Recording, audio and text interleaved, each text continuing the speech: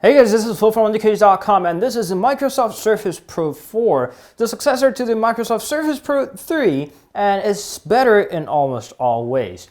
So they first boosted up the screen size while retaining the physical dimensions of the device itself. Now, and the pen snaps onto the left side of the device, so you don't get to lose your pen that often. The pen itself is better and the storage is bigger. Everything is just bigger, not to mention the CPU itself. So I would say this is about 80% PC and 20% tablet. That's what it is. It's basically a PC, so you will need to buy this amazing keyboard and mouse. It's called a type cover. It docks through the little port, and it also is connected via the little port. And it also has an amazing mechanism right there, so it can give you a little angle if you want to type. And of course, it's got a kickstand just like any other Surfaces, so you can open that. And not only that, it's got a friction kickstand, so it opens up freely to the way you want it. The reason why this is important is because when you're typing on your lap, just like on a laptop, or when you're writing on the screen, just in this case, it gets extremely important that your device is strong enough to hold your pressure that your hand is giving. And on top of that, it's got the iris scanner as well on top here. So when you boot up your Surface, it's going to light up in red. It's going to be reading your iris. So you look at it, and there you go. It unlocks the screen without you having to type in your PIN code or the password. Those are the things about the Surface Pro 4's hardware. It's amazing. It's lighter and it's slimmer and it's really great. It's an amazing piece of hardware. It's got a full-size USB port. It's got a magnetic snap charger. It's all amazing. But how is it as in the software-wise? Because without the software, this thing isn't anything better than just a piece of metal. So what runs this piece of hardware is obviously Windows 10, the Microsoft's big dream about combining PC, tablet, and the phone all together.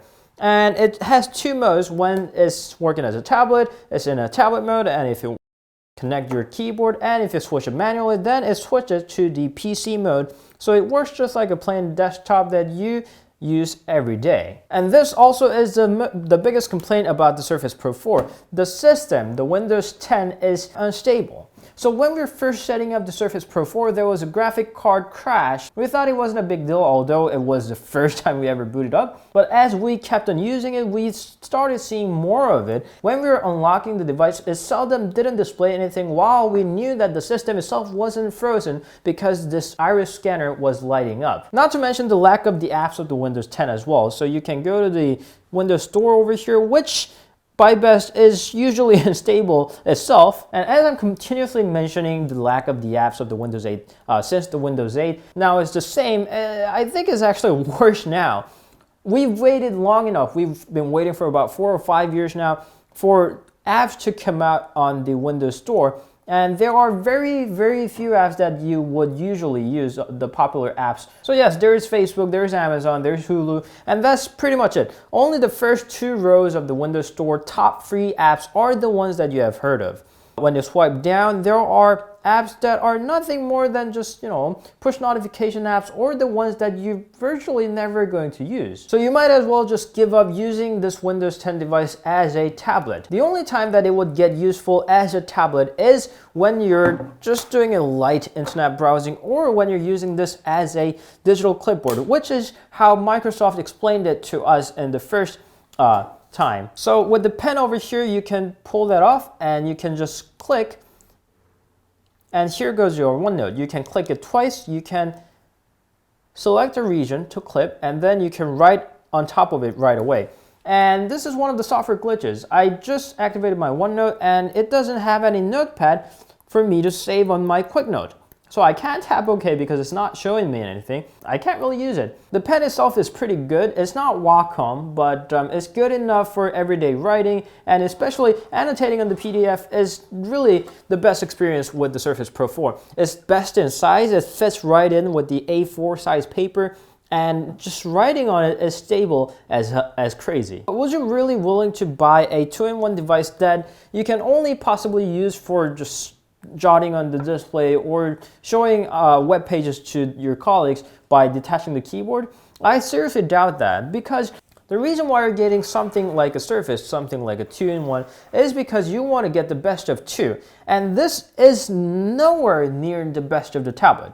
I mean, I was pretty happy with the Surface Pro 3 because I saw the possibilities and Windows 8.1 was somehow more stable than the Windows 10. But after the long wait, there is Windows 10 and it's even more disappointing, and there is still no good ways or apps that I can use this as a tablet.